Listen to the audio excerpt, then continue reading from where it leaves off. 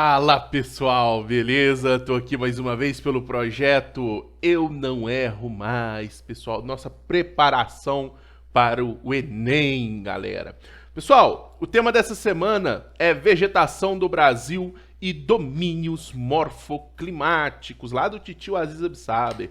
Mas antes da gente começar, pessoal, é muito importante que vocês se inscrevam no nosso canal, ative as notificações, nos sigam nas nossas redes sociais. Lembrando, o material escrito está na nossa plataforma www.plataformaescolaonline.com.br. Pessoal, falem com os amigos, falem com os conhecidos, divulguem nas suas redes sociais, porque tudo que é bom é para ser divulgado. Eu sou o professor Galvão, professor de Geografia.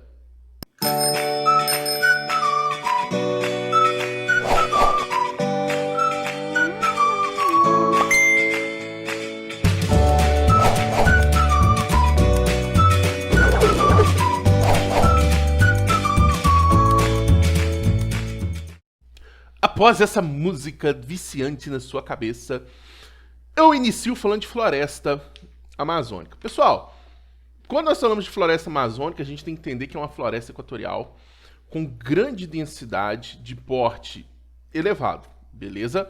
Ela pode ser caracterizada com um grande quantitativo de espécies latifoliadas, ou seja, possuem folhas largas. Por quê? As espécies latifoliadas, elas tendem a perder muita umidade, porque a principal forma de uma árvore perder umidade é a partir de suas folhas. Por que nós temos espécies latifoliadas na Amazônia? Justamente porque é um ambiente úmido o ano todo, beleza? Perene, ou seja, ou perennifolia, significa que as folhas não caem durante uma época específica do ano.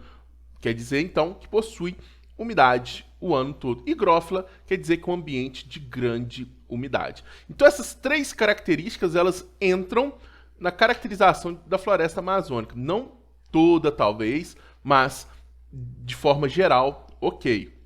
Pessoal, se fala muito da Amazônia e talvez por ela ser muito preservada ainda. Estima-se que 70% da floresta amazônica ainda esteja preservada. E por isso que é tão importante, pessoal, a gente mantê-la preservada. Porque nós estamos falando da principal floresta tropical do planeta. Uma floresta com uma biodiversidade gigantesca. Uma área de riquezas naturais incalculáveis. Ainda preservada. Mas que progressivamente vem sendo assolada, principalmente devido ao avanço da fronteira agrícola sobre a floresta amazônica. Isso, pessoal, é devido aos intensos fluxos econômicos que se expandem no Brasil, mas não apenas a agropecuária. Daqui a pouco a gente vê isso. Quando nós falamos de floresta amazônica, pessoal, nós a subdividimos em três: a mata de igapó, a mata de várzea e a mata de terra firme. Observem aqui.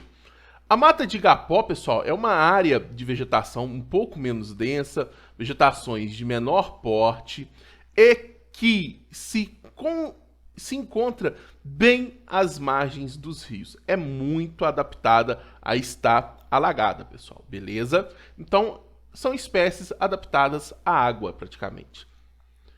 Quando nós falamos Pessoal, quando eu falo adaptadas à água, quer dizer que elas estão com presença de água constante, não o tempo inteiro, mas constantemente.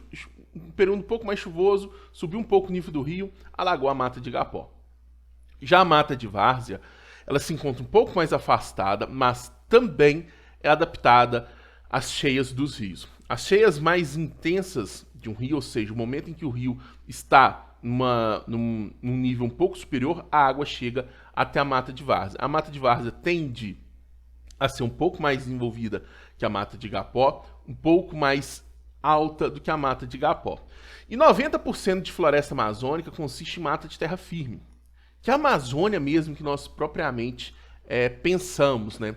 Uma característica não chega água de alagamento a partir, ou de enchente, alagamento errado, a partir das enchentes dos rios, beleza? Pessoal, a mata de terra firme é onde nós temos a floresta densa, de maior porte, e uma coisa interessante, o solo. Quando nós falamos tanto da mata de igapó Quanto à mata de várzea, nós estamos falando de solos com sedimentos mais recentes, acúmulos de sedimentos mais recentes. Já a mata de terra firme, nós estamos falando de um sedimento mais antigo, um sedimento provavelmente lá do terciário. Para quem não sabe, pessoal, quando nós pegamos as eras geológicas, nós temos a era mais recente, a Cenozoica. E dentro da Cenozoica nós podemos subdividi-la em duas, terciário e quaternário. O quaternário é o mais recente, o terciário é um pouco mais antigo. É, por exemplo, no terciário que nós temos a formação da Cordilheira dos Andes, da Cordilheira do Himalaia e assim por diante, beleza? Pessoal, importante, quando nós falamos do arco do desmatamento ou arco do desflorestamento, ele possui não apenas, muita gente fala, atividades agropecuárias, pessoal, atividade mineradora também influencia. Por exemplo, por que se chama arco? Né? Porque se forma literalmente um arco. Essa porção aqui do leste do Pará, nós estamos falando de uma importante região mineradora do Brasil, Carajás, pessoal. Por conta da inserção de Carajás, pessoal, não tem como você minerar uma mineração gigantesca como é em Carajás, sem ter fluxos populacionais, porque necessita de trabalhadores, necessita de indústria, necessita de uma série de aspectos. Então, a região de Carajás, que era uma região pouquíssimo povoada, ela passa a ter uma concentração populacional bacana. Não vou falar significativo, porque é muito forte. Cidades se desenvolvem naquela região, como Canaã dos Carajás, por exemplo. Eu tô falando Canaã dos Carajás, eu tenho um primo do meu pai que mora lá. Então, pessoal, isso faz com que essa porção aqui, especificamente, ela tenha uma grande influência de atividades mineradoras, tanto legais até como ilegais também. Fiquem espertos. É uma região que o conflito pela terra é muito forte. Ou seja, um grande número de assassinatos, tentativas de assassinatos e coisas do tipo no conflito pela terra. Quando nós pegamos essa porção aqui mais a sul, nós temos a expansão das atividades agropecuárias. Lembrando, quando nós falamos da expansão da atividade agropecuária, existe meio que uma ordem do processo. Primeiro, o desmatamento. Depois, o gado. Depois, a lavoura, beleza? Porque o desmatamento, primeiro se retira a madeira. O gado ajuda a limpar a área, depois que a área já está limpa, você consegue inserir a lavoura de soja, principalmente ali, beleza? Pessoal, quando nós pensamos nas queimadas, que se falou tanto na Amazônia, fiquem espertos. No meio da floresta é muito raro da queimada. Só se a gente estiver passando por um El Niño muito forte, que geraria uma seca prolongada sobre a floresta amazônica. Mas, quando nós falamos dessas queimadas, nós estamos tratando, na realidade, justamente dessas áreas que bordeiam a floresta, beleza? Que são áreas onde a vegetação já não é mais tão densa, a floresta já não é tão mais úmida por conta disso, consequentemente mais propícia ao fogo. Pessoal, eu lembro muito bem que se falou muito que a floresta amazônica está... Não, a borda da floresta, que também é muito importante, porque vai estreitando a borda lentamente, essas queimadas, é que pega fogo, beleza? E tá ligado muito à questão da agropecuária, do avanço a partir igual já caiu no Enem uma vez, a partir dos fluxos pioneiros, né, que chegam até a região e tudo mais, pessoal. Beleza? E quando nós pensamos na floresta amazônica, pessoal, ela é essencial. Questão do ano passado no Enem. Pessoal, 2 anos seguidos que é a questão a respeito disso, dos rios voadores, da influência da floresta amazônica. Pessoal, boa parte da umidade que chega até ali o Trópico de Capricórnio no território brasileiro vem da Amazônia. E se não fosse isso, a tendência é que fosse uma área desértica. Por quê? Áreas cortadas pelos trópicos tendem a ser de alta pressão atmosférica, ou seja, dispersão de vento. Recebe vento de altitude seco e dispersa, por isso tende a ser seca. Mas devido aos rios voadores, chega umidade até essa região. Pessoal, uma das formas mais efetivas de fazer o desmatamento na Amazônia é o desmatamento por espinha de peixe. O que seria isso? Você abre uma via principal e vai fazendo cortes perpendiculares. Mas não é cortes. Você tira algumas espécies e deixa a mata mais rala. Por quê? Porque a fiscalização do desmatamento é feita principalmente por imagens de satélite. Se você mantém o dossel da floresta verde ainda, o satélite não consegue pegar. Então você está desmatando sem ser percebido. Com o passar do tempo, a tendência é devido à maior fragilidade, a partir do vento e coisas do tipo, ela ir se abrindo, formando essa espinha de peixe aqui, e quando vai se ver, quando percebe esse desmatamento e vai lá para fiscalizar, na realidade já foi desmatado, já não tem mais ninguém nessa região, beleza? Pessoal, prestem atenção. Quando eu observo vestibulares em si, atualmente o que mais cai é isso daqui, Cerrado, beleza? Fiquem de olho no Cerrado. Pessoal, falou em Cerrado, temos que pensar no solo ácido, beleza? Um pH ácido. Também um solo laterítico, né? Rico em minerais metálicos como alumínio e ferro, o que pode gerar uma improdutividade caso a laterização seja acentuada. É uma vegetação tanto herbácea como arbustiva como arbórea, depende do ponto. Pessoal, o cerrado ele é caracterizado como uma savana, mas existem diferenças do cerrado brasileiro para a savana africana. Por exemplo, o cerrado brasileiro tem um quantitativo de espécies, principalmente vegetais, superior à savana africana. Em compensação, a savana africana tem uns bichos grandes, né? Um leão, um hipopótamo, um elefante. Um elefante incomoda muita gente. Hey, não vou ficar aqui não, senão eu ia chegar até 10.552 elefantes. E a savana africana, animais de grande porte, de porte superior ao cerrado. Pessoal, algumas pessoas classificam savanas como vegetação rasteira e arbustiva, com árvores espaçadas. No cerrado eu não gosto, porque existem áreas do cerrado que nós temos o predomínio de árvores. É quase, pessoal, dentro das devidas proporções, é quase como se fosse uma floresta tropical mesmo, beleza? O cerrado é adaptado ao fogo. Ah, professor, então quer dizer que o fogo que aconteceu esse ano é natural? Não, não estou falando isso. É natural, em período de seca acentuado no cerrado, ocorrer fogos espaçados, pessoal, pelo cerrado. Inclusive, é essencial para a biodiversidade do cerrado esses fogos acontecerem. Existem sementes de algumas espécies que só conseguem sair do estado de dormência, ou seja, só conseguem germinar após passarem pelo fogo. Então, o cerrado é adaptado. O que não pode acontecer é fogo todo ano. Neste caso, não. Inclusive, é interessante a gente entender porque as espécies mais curvadas, cascas mais grossas no cerrado, elas são dessa forma devido ao fogo também. É uma forma de adaptação, beleza? E pensando no cerrado, pessoal, eu acho que eu escrevi extrato com X e extrato seria com S. Vocês me desculpem, deixa eu ver aqui. Extratos. Eu acho que era para ser com S, me desculpem, depois eu confiro. Pessoal, o cerrado possui 7 estratos, pessoal, ou seja, 7 formações distintas dentro do cerrado, pessoal. Dentro dela nós temos o campo limpo, uma vegetação rasteira, um campo mesmo, quase uma pradaria, beleza? Característica assim bem liso mesmo. O campo sujo, que é uma vegetação herbácea com uns pequenos arbustos, beleza? Como se fosse um pasto sem bater, para quem é da roça sabe o que eu tô falando. Nós temos o cerrado propriamente dito, pessoal, que nós temos o predomínio de vegetação herbácea e arbustiva com algumas árvores espaçadas. Quando nós falamos do cerradão, estamos falando de um cerrado mais denso, com árvores de grande porte? Não, de médio porte, troncos retorcidos, as veredas. As veredas não estão demonstradas no esquema aqui, pelo nome, mas elas estão aqui, ó. Predomínio de áreas alagadas, com presença de pequenos lagos e coisas do tipo, com presença de palmeiras, beleza? Essas aqui são as veredas, ó. A mata seca, quando nós falamos da mata seca, nós estamos falando de algo semelhante ao cerradão, mas longe da água, um pouco mais seco, mais retorcido, com presença às vezes até de espécies desprovidas de folhas. E a mata de galeria, pessoal. Aqui coloca mata de galeria e mata ciliar como duas diferentes. Vamos pensar da forma idêntica. Galeria, mata de galeria ou mata ciliar, pessoal? Vegetação que se estabelece às margens dos cursos hídricos. Elas tendem a ser mais bem desenvolvidas, quase uma floresta tropical, justamente devido à maior presença de umidade no solo, beleza?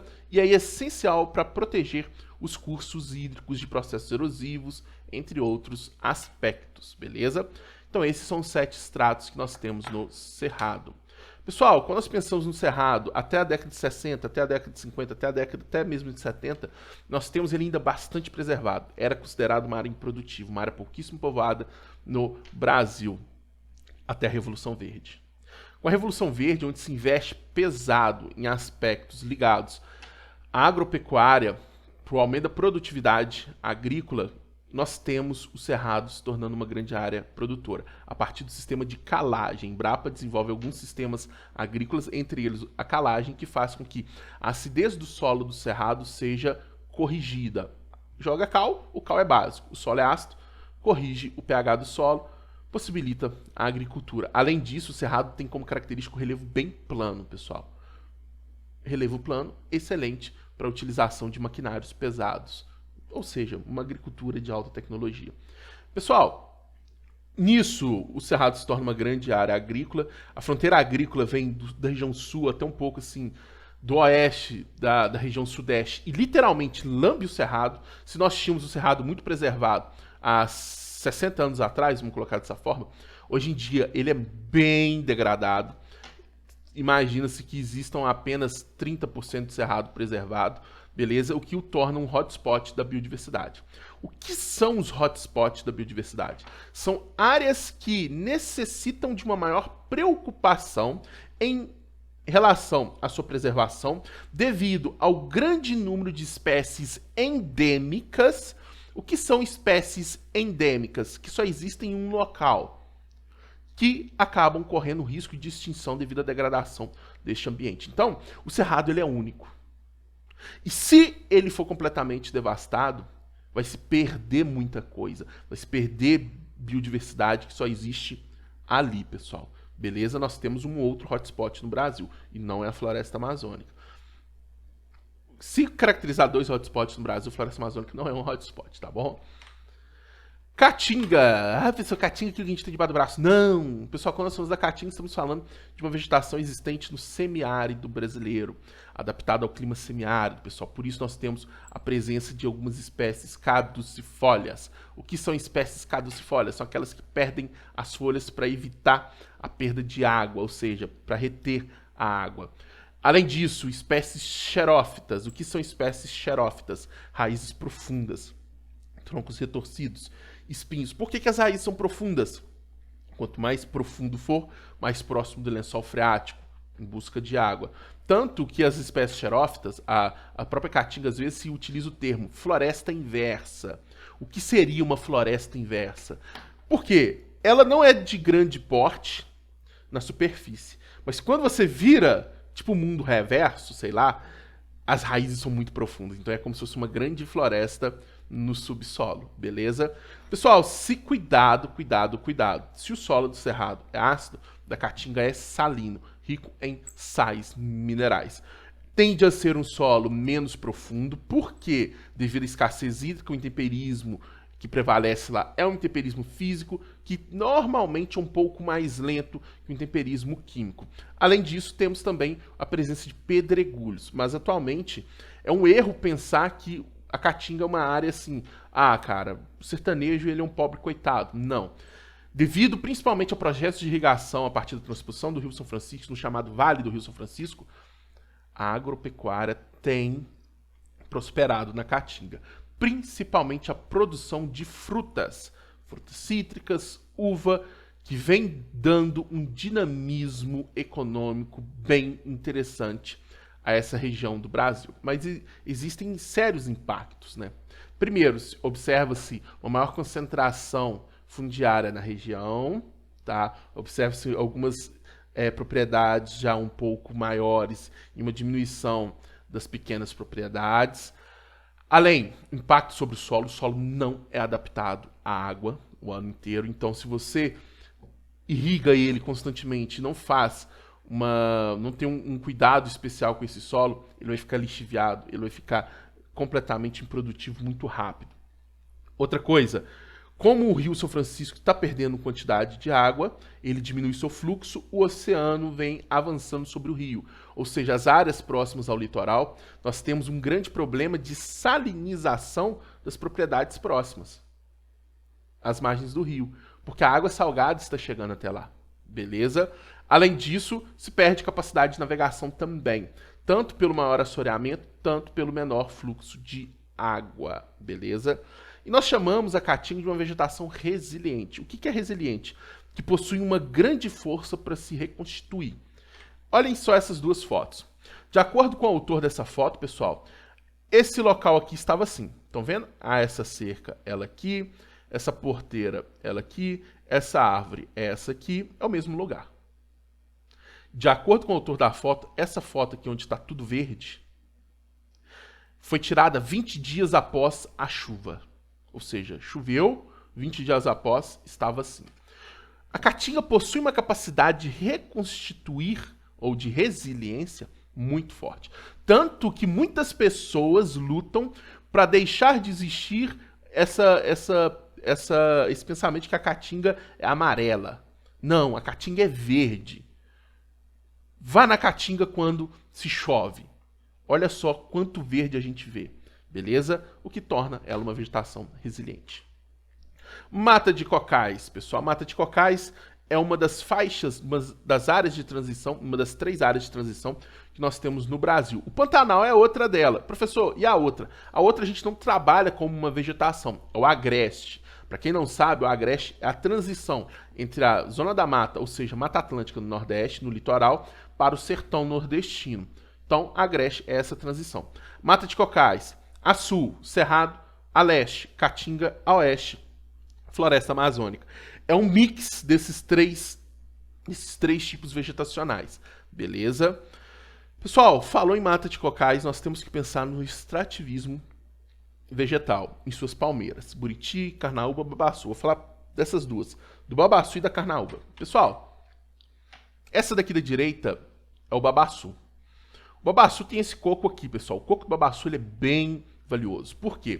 Quando você corta esse fruto, vamos dizer assim, no meio tem um coco. Esse coco pode ser tanto utilizado para uso culinário como para fabricação de óleos. Só isso, professor? Não. Quando você corta esse fruto, ele tem uma fibra entre o coco. Essa fibra pode ser utilizada para fabricação de cordas, sisais e assim por diante. Agora, espetacular é o babaçu, a carnaúba. A carnaúba, pessoal, observe que o babaçu é como se fosse uma palmeira mesmo, que a gente está acostumado a ver, de coco, normal. Mas o babaçu ele é mais arredondado, o topo. Estão vendo? Já o babaçu, pessoal, o babaçu não, a carnaúba aqui da esquerda, o babaçu da direita, ela é considerada uma palmeira que se utiliza tudo dela. A folha, quando ela seca, ela solta um pozinho. Se você tira esse pó, bate o pó, coloca ele numa panela e esquenta, vira uma cera. Essa cera pode ser utilizada tanto para proteger alimentos, como frutas, para diminuir, para que retarde o processo de apodrecimento, para que ela dure mais tempo, e também para utilização na indústria cosmética. O coco pode ser tanto utilizado em usos culinários, mas também na fabricação de óleos. O tronco possui uma madeira valiosa. Não, professor, usou tudo, né? Calma. E a raiz é utilizada para a fabricação de medicamentos. Pessoal, se utiliza absolutamente tudo na carnaúba. Pantanal, pessoal. Quando nós falamos do Pantanal, também é uma fase de transição. Tem características do Chaco. Chaco é uma região semiárida que nós temos ali Paraguai, Argentina, na depressão del Chaco, onde nós temos a formação da massa tropical continental. Lembram dela? Tem características de floresta amazônica, até mesmo de Mata Atlântica chega até próximo. E cerrado, pessoal. Algumas pessoas ainda falam que tem características dos pampas, então pode ter até 5 vegetações diferentes com características do Pantanal, mas normalmente fala do Chaco, floresta amazônica e cerrado. Pessoal, é uma grande área alagada, né? Principalmente no momento das cheias. Por quê? E é interessante porque o clima do Pantanal não é um clima úmido. O Pantanal, muitos dizem, é o segundo clima mais seco do Brasil, atrás apenas do semiárido na Caatinga.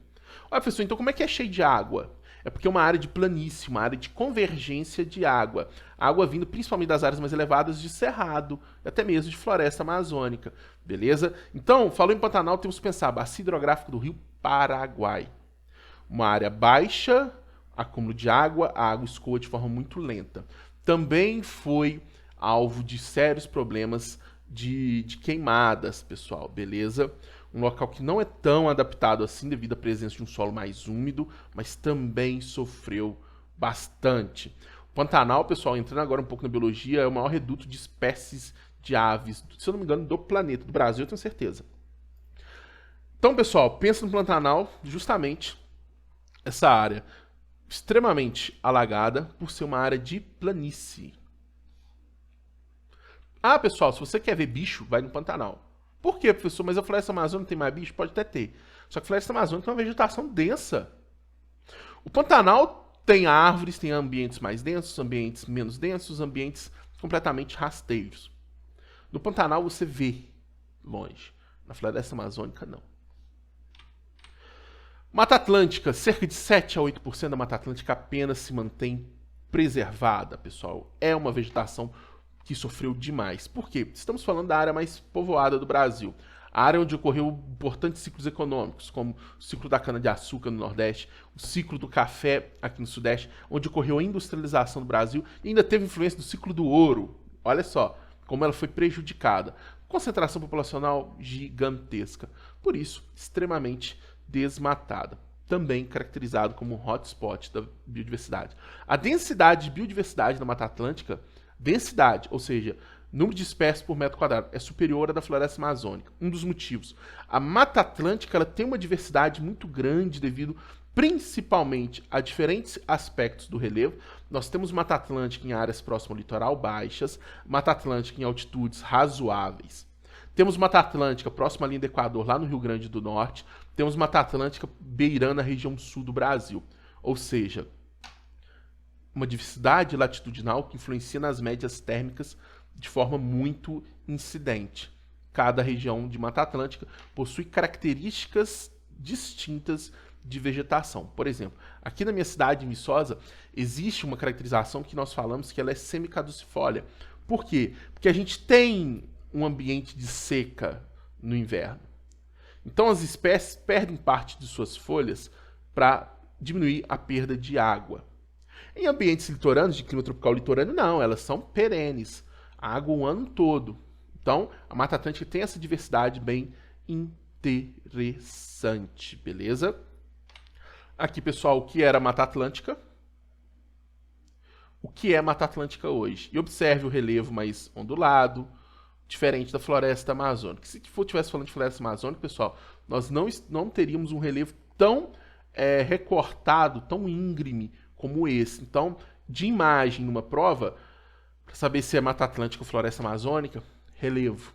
Relevo plano, Amazônia. Relevo não plano, Mata Atlântica, estamos falando dos mares de morro. Mata de araucárias, pessoal, e pampas. Estamos falando das duas vegetações do clima subtropical. Mata de araucárias, ambientes mais elevados. Ambientes de serra, pessoal, muito devastada também. Pessoal, a madeira da araucária é muito valiosa.